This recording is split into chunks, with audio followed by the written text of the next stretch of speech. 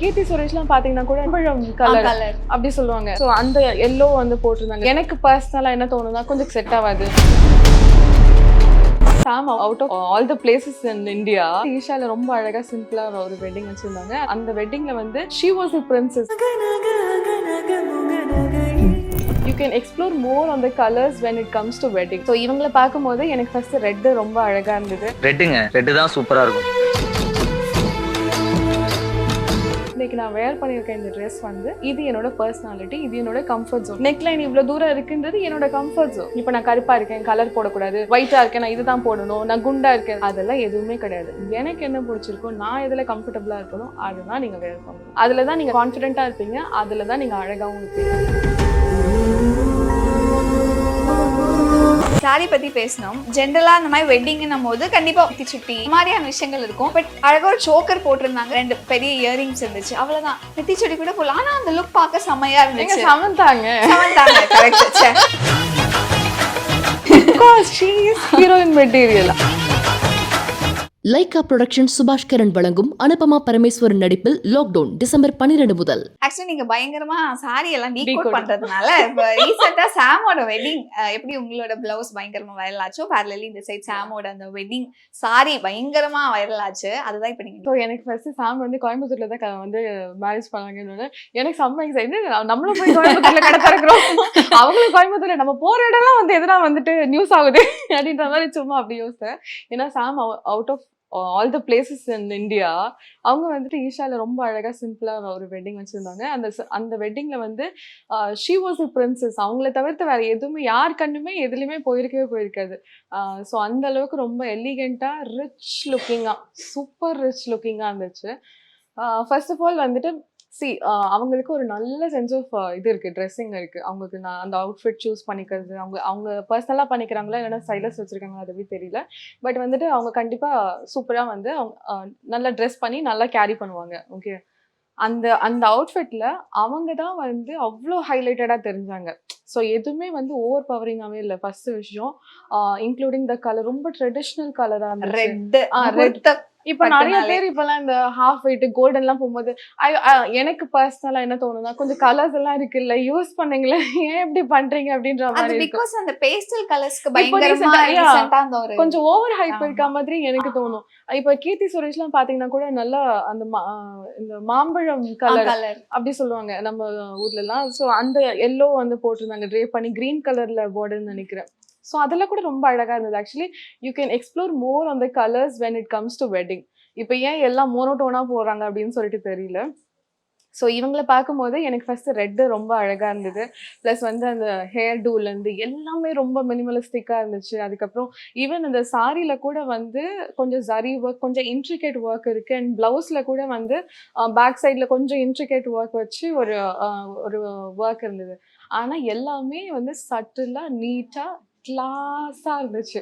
So இதுவும் நெக்கும் வந்து close நெக்கா இருந்தது.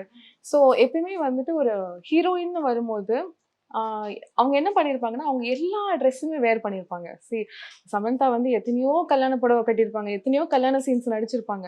அப்போ என்ன ஆகும்னா இப்போ ஒரு காமன் பர்சனுக்கு ஒரு நார்மல் நமக்கு எப்படி இருக்கும்னா நம்ம அன்னைக்கு நம்ம ஒரு ஹீரோயின் மாதிரி இருக்கணும் அப்படின்னு சொல்லிட்டு நமக்கு தோணும். அதனால நம்ம என்ன பண்ணுவோம், நார்மலா ரெகுலரா நம்ம போடாததெல்லாம் அன்னைக்கு நம்ம போடுவோம். ஓகே, ஆனா அவங்க வந்து அதுலயே இருக்கவங்க.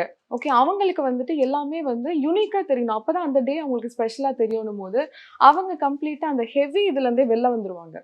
அதனாலதான் மோஸ்டா அந்த ஜென்ரலா வந்து அவங்க எல்லாம் வந்துட்டு சிம்பிளிசிட்டிக்கு வந்துருவாங்க. லைக் அதித்தி எடுத்தா கூட அவங்க எல்லாம் இந்த டோனுக்கு வந்தாதான் அப்பதான் அவங்களுக்கு ஒரு ஸ்பெஷல் டே, ஸ்பெஷல் மொமெண்ட் மாதிரி இருக்கும் அது. ஸோ அது எனக்கு நிறைய சமந்தா கிட்ட நல்லாவே ஃபீல் ஆச்சு. அவங்க வந்துட்டு she wanted her day to be on her very special and வந்து ஒரு ரெகுலர் ஷூட் மாதிரி அந்த மாதிரிலாம் இல்லை. That is her day. அவங்களுக்கு பிடிச்ச மாதிரி நல்லா சிம்பிளா நீட்டா ரொம்ப ரிச்சா இருந்தது, அவ்வளோ அழகா இருந்தது. அண்ட் அந்த சாரி வந்து பனாரசி ஒரு proper silk sari, of course. So அதுவும் வந்து பிகாஸ் இங்க அப்படின்னா ஜென்ரலா காஞ்சிபுரம் பட்டு, Yeah. தஞ்சாவூர் அந்த மாதிரி நிறைய இருக்கணும் போது எல்லாருக்கும் பனாரசின்னும் போது இதுவும் செமையா இருக்கே பாக்குறதுக்கு. Yeah, yeah, yeah. பனாரசில சில்க் சாரி ஆமா. முகூர்த்தம் ரொம்ப நல்லா இருந்தது. அதே மாதிரி அந்த சில்க் saree பாத்தீங்கன்னா ரொம்ப சாஃப்டா இருக்கும். ஸோ உங்களுக்கு வேர் பண்றதுல இருந்து எல்லாமே ரொம்ப லைட்டா இருக்கும். நீங்க எந்த மாதிரி ஃப்ளோ நீங்க கட்டினாலும் அது வந்துட்டு உங்களோட ஸ்ட்ரக்சரை வந்து அது கரெக்டா வந்துட்டு ஹைலைட் பண்ணி காட்டும். ஸோ அந்த saree எப்பவுமே கொஞ்சம் சாஃப்டாவே இருக்கும். சில டைம் பட்டு சாரிலாம் பாத்தீங்கன்னா கூட உங்களுக்கு வந்து அந்த ஹெவினஸ் வந்துடும். அது உங்களுக்கு வந்து ட்ரே பண்றதுல இருந்து எல்லாமே கொஞ்சம் டஃபா இருக்கும். ஆனா இது வந்து அவ்வளோ ஃப்ரீயா ஃப்ளோயிங்கா இருந்துச்சு. ஸோ அது வந்துட்டு ஒரு ட்ரீமி லுக் தான் அவங்களுக்கு கொடுத்துச்சு. இப்போ பிளவுஸ் பார்க்க வரும். அத ரொம்ப சிம்பிள், இந்த ஹெவி ஆரி அப்பெல்லாம் இல்லாம ரொம்ப சிம்பிளா இருந்தது.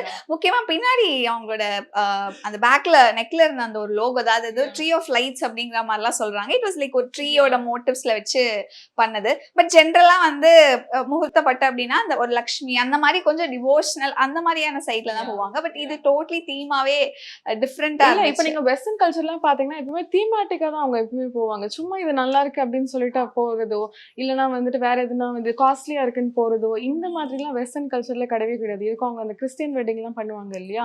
ஸோ அவங்க எல்லாம் எப்படி அவங்களோட வெட்டிங் இது பண்ணாங்கன்னா அவங்களோட பர்சனாலிட்டியோட மேட்ச் பண்ணிப்பாங்க. அவங்களுக்கு என்ன பிடிக்குமோ அதுதான் வந்து ரிஃப்ளெக்ட் ஆகும். ஸோ வந்து அது நம்ம இன்னும் வந்து அந்த அளவுக்கு கொண்டு வரல. மேபி அவங்களுக்கு சமந்தாக்கு அது நல்லாவே தெரிஞ்சிருக்கு. அவங்க எந்த ஒரு ரிச்சுவலை ஃபாலோ பண்றாங்களோ, எதை ரெஸ்பெக்ட் பண்றாங்களோ, எதெல்லாம் அவங்களுக்கு வந்து முக்கியமா இருக்கணும்னு நினைக்கிறாங்களோ அதுதான் எப்பயுமே அந்த பிக் டேல கொண்டு வருவாங்க. ஸோ எப்பயுமே தீமாட்டிக்காக தான் இருக்கும். அதை வந்துட்டு அவங்க வந்து கரெக்டாக ஃபாலோ பண்ணியிருந்தாங்க. அண்ட் ஆல்சோ இந்த டைம் அவங்களோட வெட்டிங் வந்துட்டு she knows what she is doing. அந்த மாதிரி ஒரு டு த பாயிண்ட் எனக்கு இருந்த மாதிரி தோணுச்சு. ஏன்னா எல்லாமே it was right and point. Everything.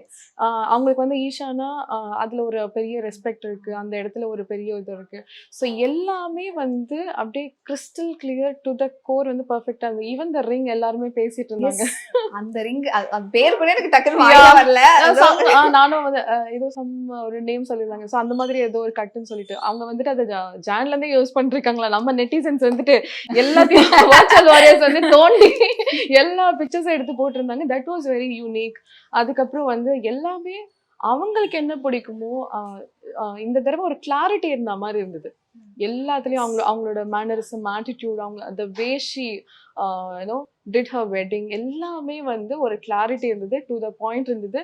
இது என் லைஃப்னு இருந்துச்சு. ஸோ இதுல எந்த ஒரு இதுவுமே எனக்கு எதுவுமே இதுவாவே தெரியல.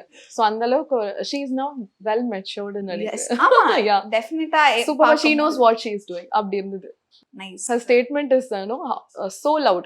அவங்க ஸ்டேட்மெண்ட் அவ்வளவு லவுடா தெரிஞ்சது இதுல. அந்த சாரி பத்தி பேசணும். பிகாஸ் ஜென்ரலா அந்த மாதிரி வெட்டிங்னும் போது கண்டிப்பா மஸ்ட் விஷயங்கள் அப்படின்னா கண்டிப்பா நெத்தி சுட்டி, வங்கி இந்த மாதிரியான விஷயங்கள் இருக்கும். பட் அழகா ஒரு சோக்கர் போட்டிருந்தாங்க, 2 பெரிய இயரிங்ஸ் இருந்துச்சு, அவ்வளவுதான். நெத்தி சுட்டி கூட போடல. ஆனா அந்த லுக் பார்க்க செமையா இருந்துச்சு. சமந்தாங்க கரெக்ட். சமந்தாங்க பண்ண எப்படிங்க? ஆமாங்க கரெக்ட் தான். அது சமந்தாங்க. அதெல்லாம் அந்த credit we have to give it to her. Seriously. So அவங்களுக்கு வந்துட்டு அவங்க சும்மா வந்து ஒரு டி-ஷர்ட் பேண்ட் போட்டு வந்தாலே நான்லாம் பார்த்துட்டு இருப்பேன். நானும் because she is heroine material. அதே மாதிரி அவங்களுக்கு வந்துட்டு டெஃபினெட்லி அந்த லுக், அந்த கேரி பண்ண விதம் எல்லாத்துலயும் she is already a queen. She is already ruling the industry, not just south, north, எல்லா இடத்துலயும் she is just ruling it. போதங்க அவங்க attitude போதங்க. எதுக்குங்க நினைச்சிட்டு? ஆமா as a woman she wore her attitude and personality as her jewelry. Yeah. அதான் நீங்க சொல்லும் போதே அவங்க எந்த She owned அளவுக்கு it. இன்ஸ்பைரிங்கா இருக்காங்கன்னு நீங்க சொல்லும் போது தெரியுது. as a woman இவ்வளவு தூரம் ஸ்டாண்ட் பண்ணி உங்க இண்டஸ்ட்ரியில இவ்வளவு தூரம் நீங்க இருக்கீங்கன்னும் போது, அண்ட் ஆல்சோ ஒரு சைடு உங்களுக்கு அவ்வளவு ஹெல்த் இஷ்யூஸ் இருந்துமே Yeah. அதெல்லாம் தாண்டி இன்னைக்கு She owned it. Yes, அப்படியே come on. definitely. நான் தான் ராணி அப்படின்ற மாதிரி she owned it. Like, அதெல்லாம் நம்ம கத்துக்கணும் ஆக்சுவலி. அந்த மாதிரி அந்த ஒரு ஆட்டிடியூட் வந்து நம்ம கத்துக்கணும். இந்த மாதிரி ஒரு லுக் இதுக்கப்புறம் வைரல் ஆக போகுதுன்னு நினைக்கிறேன். சாமோட லைக் இந்த ஒரு பனாரசி சாரி இந்த ஒரு லுக். இல்ல அப்படி வந்து காப்பி பண்ணக்கூடாது. நான் என்ன சொல்லுவேன்னா, உங்க பர்சனாலிட்டி இப்போ வந்து ஃபார் எக்ஸாம்பிள் நான் வந்து என்னோட கேரக்டர் என்னவோ அதுக்கு தான் நான் ட்ரெஸ் பண்ணணும். ஓகேவா? இப்போ வந்து இது நான் பண்ணியிருக்கேன் இல்லையா, இது வந்துட்டு இது நானே எனக்காக கிரியேட் பண்ணிக்கிட்ட ஒரு பீஸ். இந்த ஃபேப்ரிக் என்ன நான் ஒரு 100 ரூபா 150 ரூபாய்க்கு வாங்கியிருப்பேன். ஓகே இது அவ்வளவுதானா? இந்த ஃபேப்ரிக் வந்து நான் 150 இருக்கும், 130 இருக்கும். அதில் ஒரு 3 மீட்டர் 4 மீட்டர் எடுத்திருப்பேன். ஓகேங்களா? ஸோ எனக்கு இந்த கலர் பிடிச்சது, இந்த பேட்டர்ன் பிடிச்சது, சாட்டின் ஃபேப்ரிக்லேயே இது கிடச்சிது. ஸோ இண்டிகோ கலரில் எனக்கு இதை மேட்ச் பண்ணிக்கிட்டேன். நேற்று தான் இதை வந்து இன்டர்வியூக்காக ஸ்டிச் பண்ண கொடுத்தேன். அப்போ என்ன பண்ணேன், இது ரொம்ப வந்து சிம்பிளாகவும் இருக்கக்கூடாது. நான் ஒரு டிசைனராக நீட்டாக என்னோட பர்சனாலிட்டி மேட்ச் பண்ணணும். ஸோ எனக்கு வந்து இந்த ஷோல்டர்ஸை வந்துட்டு இங்கே நான் இந்த நெக் வைக்கிறதுனால இந்த ஷோல்டரும் நான் ரொம்ப பிளெயினாக வச்சுட்டேன்னா இங்கே எனக்கு வந்து ஹைலைட் பண்ண முடியாது. என்னோட பாடி வந்து இங்கே க்ளோஸ் ஆகுது அப்படின்றதுக்கு ஒரு சின்ன பஃப் ஒன்று வச்சேன். அதுக்கப்புறம் வந்து பார்த்தீங்கன்னா இங்கே ஒரு சின்ன டீட்டெயிலிங் கொடுத்தேன். Because I am a designer, I just wanted to do something. ஒரு எல்லாமே நார்மலாக இருக்க வேண்டாம். இதை இப்படியே விட்டுருந்தா வெறும் ஒரு பைப்பிங் மட்டும் கொடுத்துருந்தா எனக்கு இதை ஆட் பண்ணும்போது எனக்கு இதுவே சிம்பிளாக இருக்க மாதிரி தோணுச்சு. இப்போ நான் நினச்சிருந்தேன், இப்போ வேறு யாராச்சும் என்ன பண்ணுவாங்கன்னா இதை தூக்கி இங்கே வைக்கிறது அப்படியே லவுடாக வைக்கிறதுலாம் இல்லை. எது எங்கே வச்சுக்கணுமோ அந்த மாதிரி. இது என்னோட பர்சனாலிட்டி. இன்றைக்கி நான் வேர் பண்ணியிருக்கேன் இந்த ட்ரெஸ் வந்து இது என்னோட பர்சனாலிட்டி, இது என்னோட கம்ஃபர்ட் ஜோன். நெக்லைன் இவ்வளோ தூரம் இருக்குன்றது என்னோட கம்ஃபர்ட் ஜோன். ஓகே.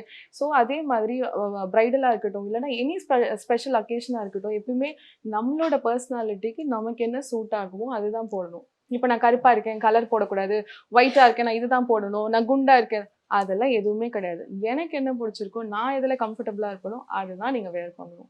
அதில் தான் நீங்கள் கான்ஃபிடென்ட்டாக இருப்பீங்க. அதில் தான் நீங்கள் அழகாகவும் இருப்பீங்க. வேற எது போட்டாலும் நீங்கள் அழகாக இருக்க மாட்டீங்க. நைஸ். ஆக்சுவலாக அதுதான் ஒரு ட்ரெஸ்ஸுக்கு ஆக்சுவலி இது எனக்கு ரொம்ப பார்க்க ரொம்ப சிம்பிளாக எலகெண்ட்டாக இருந்தது.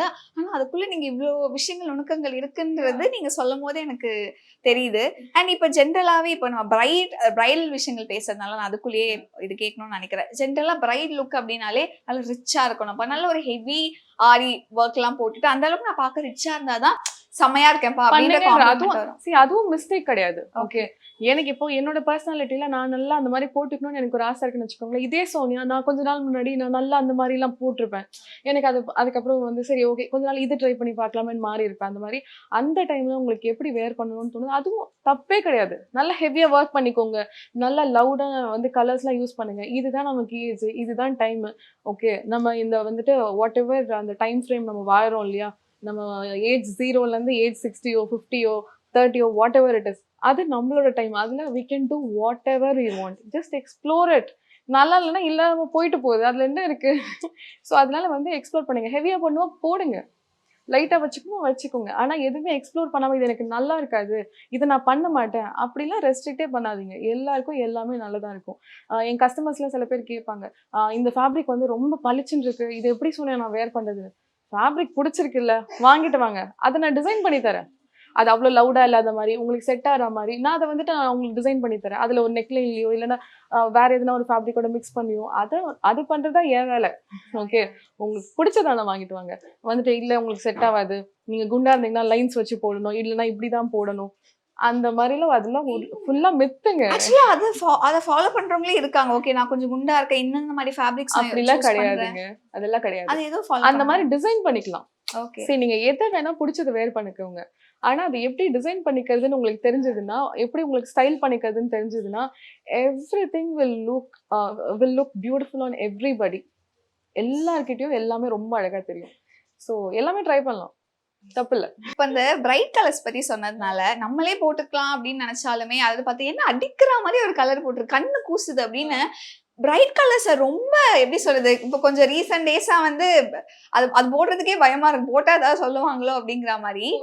இப்போ ரீசெண்டாக நான் வந்து கடைசியாக ஒரு பிரைட் கலர் ரொம்ப ஒரு லெமனை விட ரொம்ப பிரைட்டான ஒரு எல்லோ வந்து வலசரவாக்கம்ல ஒரு ஸ்டோர் ஓப்பனிங் பண்ணுவோம். ஸோ அங்கே வந்து நான் யூஸ் பண்ணேன். ஓகே. அதை எப்படி கேரி பண்ணணுன்றது தெரியும். இப்போ நான் வந்துட்டு ரொம்ப அப்படியே ஃபேர் டோன்னும் கிடையாது, ரொம்ப இது நான் ஒரு டஸ்கி டோன் தான் நான். ஸோ அப்போ நான் என்ன பண்ணேன், ரொம்ப ஹெவியான சோக்கர்ஸ் அது இதெல்லாம் எதுவுமே பண்ணல. என்னோட பிளவுஸை சட்டில் நான் மினிமலிஸ்டிக்காக வச்சுக்கிட்டேன். அதை அழகாக கட்ரே பண்ணேன். அதை யாருமே குறையே சொல்லலை. I wore a bright colour. அந்த பிக்சர் காட்டுறேன், you tell me how it is, you be the judge for me, you be the critic for me.